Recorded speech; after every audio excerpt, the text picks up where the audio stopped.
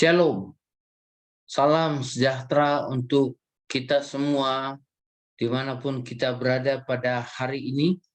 Senang sekali berjumpa dengan Bapak, Ibu, Saudara-saudara dalam kondisi apapun yang kita alami.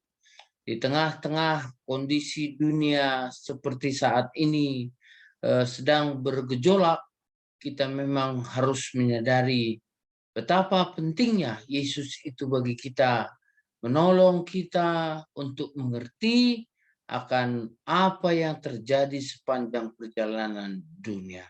Baiklah, ini kita akan mendengarkan kebenaran firman Tuhan, dan sebelumnya kita mari berdoa. Mari kita berdoa. Damai sejahtera Allah yang melampaui segala akal dan pikiran manusia, itulah yang menyertai hati dan pikiranmu di dalam Kristus Yesus Tuhan kita. Amin. Pada kesempatan ini, saya bersuka cita akan menyampaikan satu berita Alkitab, yaitu di mana kita menjadi utusan Yesus. Kita menjadi utusan Yesus ke tengah-tengah dunia ini, dan kita juga disertai oleh Roh-Nya yang kudus. Karena apa yang kita lakukan untuk melakukan perintah yang diperintahkan oleh Yesus itu adalah merupakan satu amanat yang sangat berbahagia. Mari kita belajar dari satu bahagian firman Tuhan yang sebentar akan saya sharingkan kepada kita semuanya, Bapak, Ibu, Saudara-saudara yang dikasihi oleh Tuhan Yesus. Mari dalam kesempatan ini kita akan belajar satu bagian firman Tuhan ini, dan saya akan berharap sekali bahwa ketika kita sungguh-sungguh belajar dan memahaminya, kita juga akan menjadi orang-orang yang ada di dalam bagian yang diberitakan di dalam Alkitab. Bapak, Ibu, Saudara-saudara yang dikasihi oleh Tuhan, inilah yang saya katakan tadi, utusan Yesus, dan kita akan membaca Alkitab dari Markus pada pasalnya yang ke-6, ayat yang pertama sampai dengan ayat yang ke-13. Mari kita memperhatikan secara bersama-sama. Boleh saudara-saudara membaca Alkitabnya, dan boleh juga akan mengikuti apa yang saya sharingkan di dalam slide yang berikut ini. Mari kita memperhatikan kebenaran firman Tuhan ini. Markus 6 ayat 1 sampai dengan 13. Yesus ditolak di Nazaret. Kemudian Yesus berangkat dari situ dan tiba di tempat asalnya, sedang murid-muridnya mengikuti dia. Pada hari Sabat, ia mulai mengajar di rumah ibadat, dan jemaat yang besar takjub ketika mendengar dia, dan mereka berkata, dari mana diperolehnya semuanya itu? Hikmat apa pulakah yang akan diberikan kepadanya? Dan mujizat-mujizat yang demikian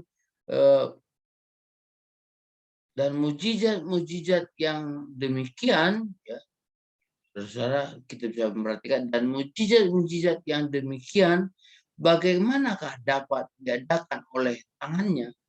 Bukankah ia ini tukang kayu, anak Maria, saudara Yakobus, Yoses, Yudas, dan Simon? Dan bukankah saudara-saudaranya yang perempuan ada bersama kita? Lalu mereka kecewa dan menolak dia. Maka Yesus berkata kepada mereka, seorang nabi dihormati di mana-mana, kecuali di tempat asalnya sendiri, di antara kaum keluarganya, dan di rumahnya. Dia tidak dapat mengadakan satu mujizat pun di sana, kecuali menyembuhkan beberapa orang sakit dengan meletakkan tangannya atas mereka, yang merasa heran atas ketidakpercayaan mereka. Yesus mengutus ke-12 rasul. Lalu Yesus berjalan keliling dari desa ke desa sambil mengajar. Ia memanggil ke-12 murid itu dan mengutus mereka berdua-dua. Ia memberi mereka kuasa atas roh-roh jahat dan berpesan kepada mereka supaya jangan membawa apa-apa dalam perjalanan mereka kecuali tongkat. Roti pun jangan, bekal pun jangan, uang dalam ikat pinggang pun jangan. Boleh memakai alas kaki, tetapi jangan memakai dua baju. Katanya selanjutnya kepada mereka, kalau di suatu tempat kamu sudah diterima dalam suatu rumah, tinggallah di situ sampai kamu berangkat dari tempat itu. Dan kalau ada satu tempat yang tidak mau menerima kamu, dan kalau mereka tidak mau mendengarkan kamu, keluarlah dari situ dan kebaskanlah debu yang di kakimu sebagai peringatan bagi mereka. Lalu pergilah mereka memberitakan bahwa orang harus bertobat, dan mereka mengusir banyak setan dan mengoles banyak orang sakit dengan minyak dan menyembuhkan mereka. Sesuatu pekerjaan yang luar biasa. Dari bermula di mana Yesus datang ke kampung halamannya sendiri, lalu dia juga memberikan pengajaran, memberikan kebenaran-kebenaran yang sangat mendasar dalam kehidupan sampai mereka tercengang dengan mengatakan betapa luar biasanya pengajaran itu dan betapa benar sesuai dengan apa yang ada di dalam Alkitab. Bahkan mereka boleh mengerti. Kenapa? Karena ada hal-hal yang sangat rahasia yang disingkapkan oleh Yesus dalam pengajaran yang dia lakukan ketika dia sedang berada bersama-sama dengan saudara-saudaranya, teman-teman satu kampungnya, bahkan saudara batik. Bapak, Ibu, saudara-saudara dikasih Tuhan, seperti dikatakan Tuhan Yesus, bahwa tidak ada seorang pun nabi yang dihargai di kampung halamannya, di tengah-tengah keluarga. Hal ini dialami oleh Tuhan Yesus, ya. Hal ini dialami oleh Tuhan Yesus, bahkan dia mengalami kesakitan akan penolakan tersebut. Mana ketika dia berbicara dalam kebenaran, tetapi orang banyak justru tidak mendengar itu sebagai satu kebenaran. Bahkan ada di antara mereka yang mempunyai kecemburuan dan mereka ini melakukan satu penolakan, ya. Mereka yang kecewa itu melakukan penolakan. Saudara, kalau kita pelajari mengapa orang-orang itu ada yang kecewa dan menolak dia, bukan karena kebenaran itu, ya, tetapi karena mereka benci kepada kebenaran itu sehingga mereka merasa tersaingi, mereka merasa ketinggalan, ya, mereka merasa tidak mau di-upgrade sehingga apa yang mereka ajarkan itu sepertinya sudah menjadi kebohongan ketika apa yang sebenarnya sudah disingkapkan oleh Tuhan Yesus. Ada banyak pengajaran-pengajaran, yaitu mengenai persembahan, bagaimana menjadi orang yang hidup di hadapan Allah, yang mempunyai hukum Taurat, yang ditambah-tambahi oleh orang Israel sampai ratusan, yang dulunya hanya 10 tetapi menjadi ratusan, dan juga banyak hal sekali yang sangat mengikat, bahkan justru memberatkan kehidupan orang-orang percaya. Di mana Allah sesungguhnya memberikan sesuatu yang ringan untuk dijalani manusia dalam kehidupannya, tetapi orang-orang ini justru membalikkannya menjadi sesuatu hal yang menjadi kesukaran. Dalam hal menghafal firman Tuhan, orang-orang Israel ini memang jempol. Tetapi ketika melakukan apa yang dikatakan oleh firman Tuhan, sebenarnya mereka mengalami kekaburan, bahkan banyak yang tidak sesuai dengan kebenaran firman Tuhan, tindakan yang mereka lakukan dalam kehidupan. Dari kondisi tersebutlah Yesus tidak mau bertahan di kampung halamannya itu. Kenapa? Karena dia mempunyai satu tugas yang melakukan semua pekerjaan itu bukan hanya di satu tempat. Nah, baik perkunjungannya di kampung halaman itu dan dia satu hari berangkat dari sana berjalan keliling dari desa ke desa. Ya, dari desa ke desa Tuhan Yesus berjalan bersama dengan ke-12 murid-muridnya dan diikuti oleh para pengikut-pengikut yang lain yang setia bersama dengan Tuhan Yesus, yang menyaksikan tanda-tanda mujizat, yang mendengarkan pengajaran-pengajaran Yesus dan yang memberikan satu keajaiban-keajaiban di dalam perjalanan itu. Perjalanan bersama dengan Tuhan Yesus, mereka tetap setia. Dan akhirnya Tuhan Yesus memanggil ke-12 murid yang dipilihnya untuk mengikuti dia sebagai satu tim inti dalam kelompok misi yang dilakukan oleh Yesus.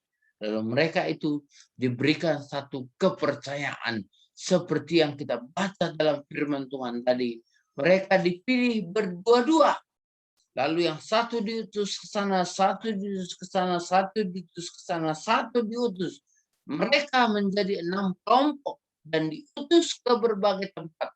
Mereka hanya diizinkan membawa tongkat. 2 helai baju pun tidak boleh. Uang yang diikatkan di dalam pinggang mereka pun tidak boleh dibawa. Mereka hanya diizinkan memakai kasut dan mereka tidak boleh membawa bekal apapun selama perjalanan. Kenapa? Karena mereka harus melakukan tugas. Dan tugas yang mereka akan lakukan itu akan disambut orang-orang dan juga ditolak oleh orang lain. Ini terbukti dengan 2 pilihan tempat yang dikatakan oleh Yesus. Pertama, jika orang itu menerima kamu, tinggallah kamu bersama dengan mereka selama kamu berada di tempat itu sebelum berangkat ke tempat yang lain. Lalu ketika ada satu orang yang menolak satu tempat yang menolak kamu, silakan kau cepat keluar dari sana dan kibaskanlah abu yang ada di dalam kakimu sebagai satu pertanda bagi mereka, sebagai satu peringatan bagi mereka. Lalu pergilah engkau dari tempat itu ke tempat yang lain. Mereka alami, mereka temukan dengan tongkat yang mereka bawa. Dengan pedoman itu, apa yang diajarkan Tuhan Yesus yang mereka lakukan, mereka juga mendapat sesuatu. Artinya mereka tidak kelaparan. Ya, tidak kelaparan. Segala keperluan mereka dicukupkan di tempat di mana mereka tinggal. Sama seperti apa yang kita lakukan juga dalam zaman modern seperti ini. Setiap hamba-hamba Tuhan yang kita kasih, kita begitu mensupport mereka, kita begitu menolong mereka sehingga tidak ada di antara mereka yang kelaparan. Bahkan hidup mereka juga akan berkelimpahan. Saudara-saudara yang dikasih Tuhan, murid-murid ini berjalan dari hari ke hari, dari waktu ke waktu. Mereka pergi memberitakan Injil dan membawa orang-orang harus bertobat serta mengusir setan-setan dan juga mengoles minyak bagi banyak orang dan menyembuhkan mereka. Apa yang dikatakan firman Tuhan ini adalah merupakan satu kenyataan di dalam perjalanan kehidupan orang percaya. Saudara-saudaraku yang dikasih Tuhan, itulah yang dilakukan utusan Yesus tersebut. Di mana mereka pergi ke berbagai arah dan berbagai tempat. Ada yang menerima mereka dan ada juga yang menolak mereka. Dan sukacitanya adalah mereka berpuasa atas setan-setan dan mereka juga mengoleskan minyak kepada orang yang sakit dan orang sakit itu mendapatkan satu mujizat, mereka boleh disembuhkan. Saudara-saudara, ini adalah merupakan satu hal yang sangat jelas kita boleh saksikan dalam kehidupan di dunia. Nah, memang benar saudara-saudara, Yesus dan ajarannya, Yesus dan apa yang diajarkan dalam kehidupan sehari-hari ketika berada di dalam dunia ini, itu adalah merupakan satu bukti sejarah yang sangat berarti dan terus berkelanjutan. Ya, tidak pernah berhenti. Saudara bisa bayangkan, ketika bersama dengan Tuhan Yesus, apa yang terjadi? Mereka mengajarkan kebenaran firman. Dan dengan kebenaran firman itu, mereka melihat tanda-tanda ajaib dan tanda-tanda mujizat serta khotbah di bukit yang begitu berkesan bagi kehidupan mereka. Sehingga itulah yang menjadi bekal mereka untuk memberitakan Injil. Apa itu? ada satu kebutuhan manusia, ya. Ada satu kebutuhan manusia, saudara-saudaraku yang dikasihi oleh Tuhan, yang diberitakan oleh murid-murid itu. Setelah mereka melihat Tuhan Yesus sebagai satu fakta sejarah, di mana mereka tinggal dan bersama dengan Tuhan Yesus, belajar bersama dengan Tuhan Yesus, hidup bersama dengan Tuhan Yesus, dan semua yang mereka lakukan itu, saudara-saudaraku yang dikasihi Tuhan, mereka pelajari, mereka perhatikan dengan sesungguhnya. Ketika mereka melihat, mereka mencoba memahami, dan akhirnya juga mereka memastikan bahwa mereka juga dapat melakukan sesuai dengan perintah dan amanat serta kepercayaan, ya. Ada transfer, ya, ada transfer kuasa dari Tuhan Yesus kepada murid-murid ini yang diutus ini. Untuk apa? Untuk memberitakan bahwa manusia butuh Yesus. Manusia butuh keselamatan. Nah, saudara-saudaraku yang dikasihi Tuhan, ketika kita belajar dalam ilmu pengetahuan, ada 4 hal ini yang selalu dikatakan merupakan kebutuhan manusia. Kebutuhan akan air, ya. Kita tidak boleh hidup tanpa air. Bahkan tubuh kita ini juga persentase yang lebih banyak adalah air, ya. Persentase yang lebih banyak adalah air. Saya pernah berada di satu tempat untuk kremasi, ya. Saudara-saudara yang dikasih Tuhan, orang yang meninggal ini dikremasi. Dan menurut kesaksian ketika dia hidup, dia itu beratnya 80 kilo, ya. Beratnya 80 kilo, ya. Jadi beratnya 80 kilo, kemudian juga saudara-saudara yang dikasih Tuhan, kemudian dia setelah meninggal, kita nggak tahu berapa beratnya, karena ketika dia meninggal dia tidak timbang.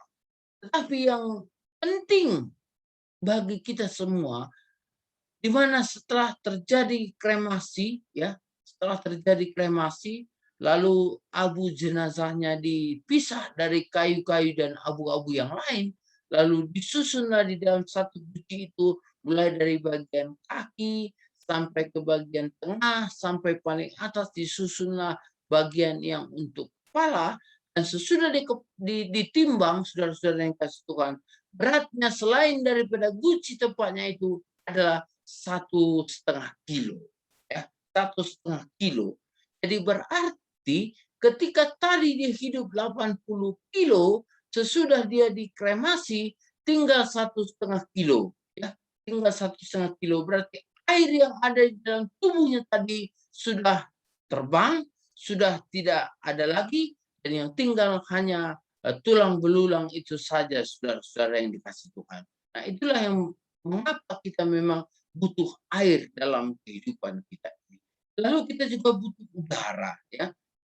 Walaupun dikatakan sekarang ini virus itu berkembang dengan cepat, ya. Virus itu berkembang dengan cepat dengan udara, maka kita perlu menggunakan masker. Tetapi masker itu juga menyaring udara yang kita hirup, dan itu juga akan mencukupkan kebutuhan kita. Kita tidak bisa hidup tanpa udara. Kalau kita tutup saja hidung dan mulut kita mungkin sampai 5 menit, bisa saja kita menjadi oyong, atau bagi orang-orang tertentu bisa saja dia kehabisan oksigen di paru-paru dan di otak sehingga dia mengakibatkan pingsan. Inilah saudara-saudara butuhnya kita akan udara. Dan kebutuhan yang ketiga yang sering kita dengar ketika kita belajar, ketika kita mengikuti perkembangan ilmu pengetahuan adalah makanan. Nah, jadi ketika kita makanan bukan karena mahalnya makanan, tetapi yang kita butuhkan adalah makanan yang sehat, makanan yang bergizi. Ini adalah kebutuhan dalam kehidupan kita. Sehingga kita juga mencari makanan bukan hanya sekedar makan saja, bukan hanya junk food atau makanan yang sampah atau makanan cepat saji, ya, tapi sering kita juga harus melakukan upaya menggunakan makanan-makanan yang sehat supaya kita bisa hidup sehat juga.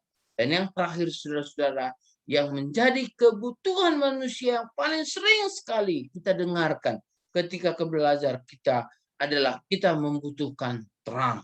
Karena ketika ada terang, kita masih boleh bekerja. Selama hari masih siang, saudara-saudara boleh bekerja. Walaupun sekarang ini ada orang yang sampai pukul 24 ya, sampai nanti pukul 3 pagi atau pukul 6 pagi pun dia masih bekerja ya, ada shift pekerjaan yang dia lakukan, tetapi tidak lepas daripada terang, sehingga dia juga mendapatkan terang melalui cahaya dan dia bisa bekerja. Nah, dalam kehidupan kita juga kita butuh terang ya saudara-saudara, baru kita bisa hidup. Jadi air, udara, makanan, dan terang ini adalah merupakan satu kaitan-kaitan yang tidak bisa dipisahkan daripada kehidupan kita. Nah, dari hal demikianlah maka iman Kristen kita juga melihat semua apa yang kita pelajari tersebut yang diajarkan oleh guru-guru dan dosen-dosen oleh ketika kita di bangku belajar, bahkan sampai sekarang juga kita menjalaninya, kita melihat ada hal tersebut di dalam kehidupan iman Kristen kita. Di mana Yesus adalah air hidup. Yesus adalah air hidup. Ketika kita dahaga, kita minum satu kali daripada keyakinan kita kepada Tuhan Yesus, maka kita tidak akan merasakan kehausan sampai selama-lamanya. Pembicaraan Tuhan Yesus dengan perempuan Samaria. Tuhan Yesus adalah nafas kehidupan. Mengapa Tuhan Yesus adalah nafas kehidupan? Karena ketika kita tidak hidup di dalam Yesus, kita tidak mengerti kebenaran. Kita tidak mengerti apa yang harus kita lakukan. Tetapi saudara-saudara, ketika saya dan saudara-saudara hidup di dalam Yesus, maka kita mendapatkan nafas kehidupan. Allah memberikan nefes Yahweh, nafas daripada Allah itu ke hidung kita, sehingga kita bisa menjadi manusia seperti saat sekarang ini. Bahkan ketika nafas itu sudah dicabut, maka hidup kita pun akan berakhir, saudara-saudaraku. Nah, ketika Tuhan Yesus juga melakukan satu perjamuan bersama dengan murid-muridnya, dia menyatakan bahwa Yesus adalah roti hidup. Yesus adalah roti hidup. Dan ketika kita coba telusuri mengapa Tuhan Yesus bisa mensuplai makanan sampai kepada lebih dari 5.000 orang, ya, ketika dia berada bersama dengan lebih dari 5.000 orang itu, karena yang 5.000 orang hanya laki-laki, tidak termasuk anak-anak dan perempuan. Itu kesaksian di dalam Alkitab. Yang ada hanya roti dan ikan sedikit yang dibawakan oleh anak-anak dan diberkati Tuhan Yesus, dibagikan kepada lebih dari 5.000 orang, dan bersisa bersisa lagi saudara-saudaraku yang dikasihi oleh Tuhan, berbagai-bagai berkat yang mereka rasakan, berbagai-bagai berkat yang mereka rasakan yang berlimpah-limpah, ya, yang dikumpulkan di dalam keranjang itu juga masih cukup untuk membutuhi kehidupan. Itu adalah bukti bahwa Yesus adalah roti hidup. Jadi melalui perkataan Tuhan Yesus yang kita imani, kita dibekali oleh pengetahuan, dan juga pengetahuan itu akan memberikan kepada kita hikmat untuk melakukan pekerjaan, dan dari sanalah urutan sampai dengan kita mempunyai sesuatu yang bisa kita nikmati, yang bisa kita makan. Dan di sana ada penyertaan Tuhan Yesus. Dan yang terakhir, saudara-saudara, Yesus adalah terang dunia. Ketika dunia ini berjalan di dalam kegelapan dengan seleranya masing-masing, tetapi Tuhan Yesus ada bersama dengan murid-muridnya, ada bersama dengan orang percaya di dunia ini, dan dia menjadi terang. Bahkan ketika kita sharingkan juga firman Tuhan kepada orang lain, mereka juga bisa merasakan. Jadi ini adalah merupakan kesesuaian apa yang kita pelajari yang sangat dibutuhkan di dalam dunia dan apa yang kita temukan di dalam pribadi Tuhan Yesus. Amin. Nah, itulah kehidupan yang kita jalani sampai hari ini. Dan kita bisa melihat itu berlanjut sampai sekarang. Itu maka saya katakan tadi, saudara-saudara belajar dari hal-hal yang terjadi dalam dunia ini. Belajar daripada kebutuhan-kebutuhan yang ada di dalam dunia ini, maka kita berani mengatakan dunia perlu Yesus. Kenapa kita perlu Yesus? Kenapa dunia perlu Yesus? Karena satu hal yang harus kita ketahui adalah Yesus adalah Tuhan dan Juru Selamat dalam kehidupan kita. Jadi dikarenakan Yesus adalah Tuhan dan Juru Selamat di dalam kehidupan kita, Bapak, Ibu, Saudara-saudaraku yang dikasihi Tuhan, maka kita juga bisa mengetahui ya dari apa-apa yang menjadi keperluan kita. Kita perlu kebenaran supaya kita boleh hidup di dalam kebenaran. Kebenaran itu adalah firman Tuhan. Firman Tuhan itu yang diajarkan kepada kita, itulah kebenaran. Kita juga perlu melunasi hutang dosa kita. Kalau dari dalam diri saudara, dalam diri saya sendiri, kita tidak mampu untuk membayar semua hutang dosa itu karena beratnya apa yang kita derita. Tapi sesuatu hal yang membuat kita luar biasa, ya. Jadi pertama, kita butuh Yesus. Kenapa? Karena kita perlu hidup dalam kebenaran. Kemudian kita perlu membayar hutang dosa kita. Jadi ketika kita sudah hidup dalam kebenaran dan dosa-dosa kita sudah lunas dibayar, bukan dengan emas, bukan dengan perak, bukan dengan permata, bukan dengan barang apa yang ada di dunia, tetapi dengan darah Yesus. Dia membayar semua hutang dosa kita, maka patutlah itu akan membawa kita ke dalam pertobatan. Pertobatan di mana selama ini mungkin kita tidak hidup dalam Yesus, dan setelah menyadari ini, kita boleh bertobat dan berjalan di dalam terang Tuhan. Nah, itu juga yang diberikan oleh Yesus kepada kita. Nah, kemudian Bapak Ibu Saudara yang dikasihi Tuhan, kita perlu Yesus. Kenapa? Karena kita boleh mendapatkan kedamaian. Saudara bisa bayangkan sekarang, mengapa engkau merasakan sesuatu yang kelegaan di dalam hidupmu setelah engkau melewati perkara yang berat? Saudara bisa paham sekarang bagaimana engkau bisa merasa bersyukur, bagaimana engkau bisa merasa bersukacita melalui pergumulan-pergumulan yang ada dalam hidupmu. Tetapi sekarang engkau beroleh kedamaian, ada satu kesentosaan, ada satu ketenangan di dalam jiwamu, sehingga engkau boleh menaikkan tangan dan bersyukur engkau Allah yang sangat baik. Kenapa? Karena Tuhan Yesus memberikan damai sejahtera kepada kehidupan kita. Yesus katakan, damai sejahteraku kutinggalkan bagi kamu. Saudara-saudara, inilah yang membuat kita juga bisa mengenal pribadi Yesus yang tadi saya katakan itu. Dia adalah air hidup. Tuhan Yesus adalah nafas kehidupan. Tuhan Yesus adalah makanan roti hidup. Kemudian Tuhan Yesus adalah apa yang merupakan sesuatu yang kita alami dalam kehidupan ini, di mana kita katakan bahwa Yesus adalah terang dunia, terang di dalam hidup kita. Ketika kita sudah menjadi terang, menerima terang dari Yesus, maka kita juga akan menerangi lingkungan kita. Dan saat ini juga, dari mana kita boleh tahu hal tersebut? Dari Yesus yang telah memberikan teladan bagi kehidupan kita. Nah, saudara-saudaraku, semakin jelas ya, bagaimana kita memang perlu Yesus. Bagaimana ini bukan hanya sekedar omongan. Ini bukan hanya sebuah khotbah atau pengajaran yang kosong. Tetapi melalui kesempatan ini, ketika kita belajar di mana Yesus ditolak, tetapi dia tidak mundur. Ada banyak orang saat ini ditolak, tetapi dia mundur. Yesus tidak demikian. Bahkan Yesus mempunyai satu statement, memang benar.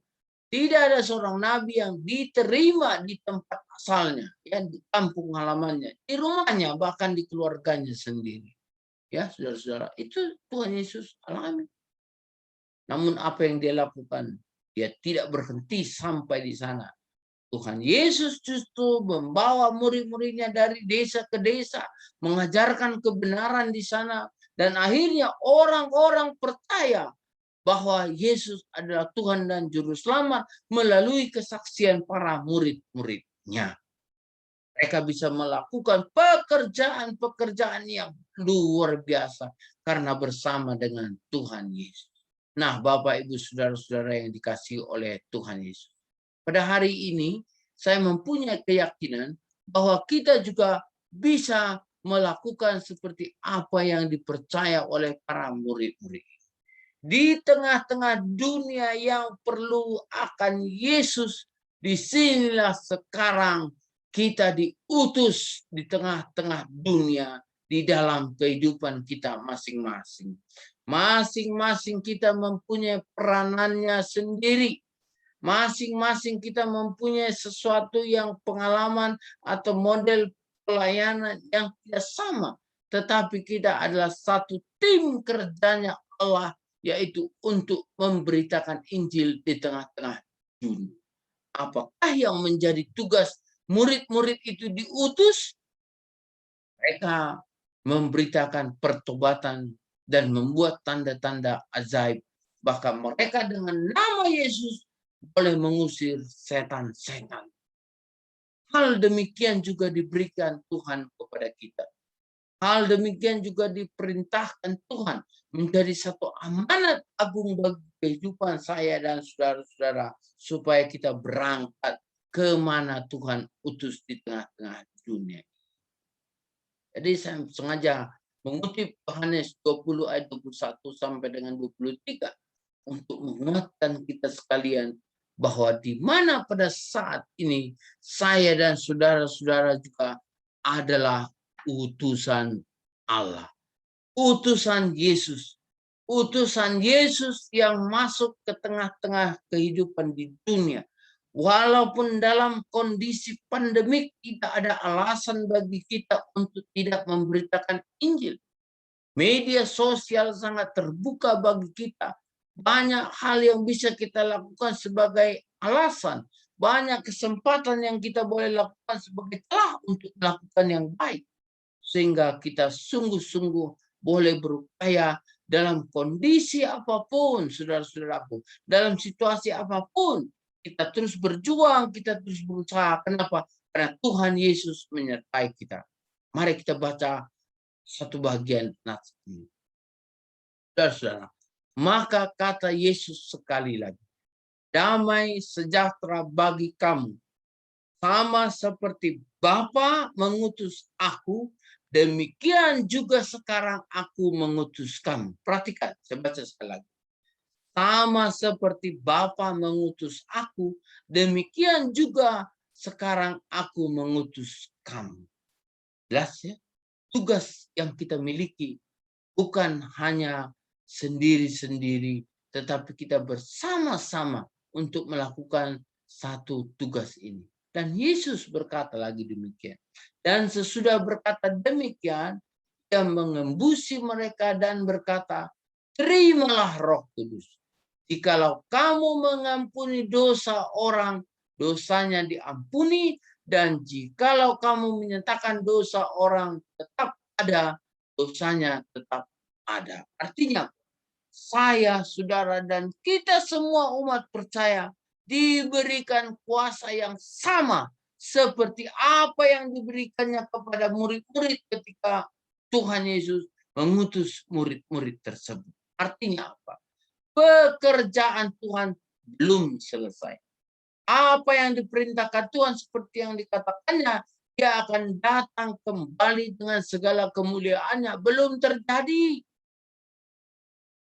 Jadi saudara-saudara, jangan cepat-cepat mengharapkan dunia ini berakhir. Belum. Kita tunggu waktunya Tuhan.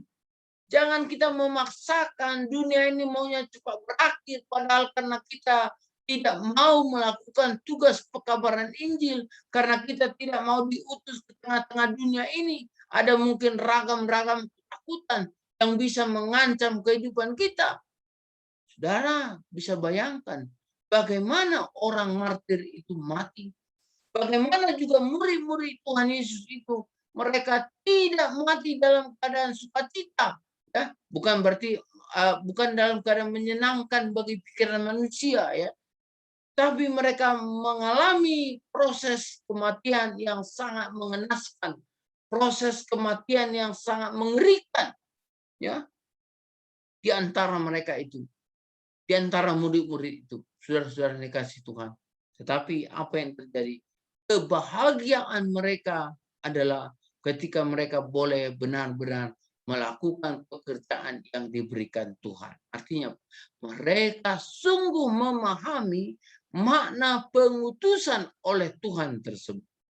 Dan kita juga hari ini diutus oleh Tuhan ke tengah-tengah dunia ini. Di dalam kehidupan kita, di dalam bagian kita masing-masing, pekerjaan kita masing-masing, tempat di mana kita berada, tetangga, kiri, kanan, muka, belakang, dimanapun kita berada, kita diutus di tengah-tengah mereka untuk apa? Untuk menyatakan kebenaran Tuhan. Ya, saudara, bayangkan dan renungkan, perhatikan bahwa kita diberikan kuasa untuk mengampuni dosa orang, maka dosanya diampuni. Dan kalau kita mengatakan dosa orang itu tetap ada, dosanya tetap ada. Kenapa? Karena ini tadi merupakan apa yang dikatakan oleh Tuhan Yesus.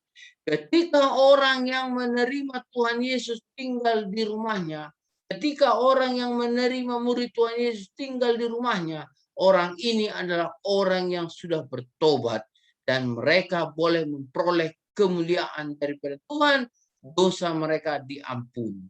Tetapi ketika mereka tidak menerima orang-orang yang diutus oleh Tuhan Yesus katakan, kibaskan abu yang ada pada kakimu sebagai satu peringatan. Dan itu membuktikan bahwa orang itu akan tetap tinggal di dalam kegelapan, mereka tidak keluar dari kegelapan dan tinggal di dalam dosa mereka. Itulah arti peringatan tersebut. Jadi sebenarnya saudara-saudara, makna pengutusan Yesus itu sangat luar biasa. Bahkan ketika saudara-saudara saat ini atau kemarin atau kapanpun atau bahkan ke depan berupaya untuk memberitakan Injil, memberitakan kabar baik di mana Yesus itu adalah Tuhan dan Juru Selamat, dan orang-orang menerima atau tidak, itu bukan urusan kita. Sama seperti ini. Ya.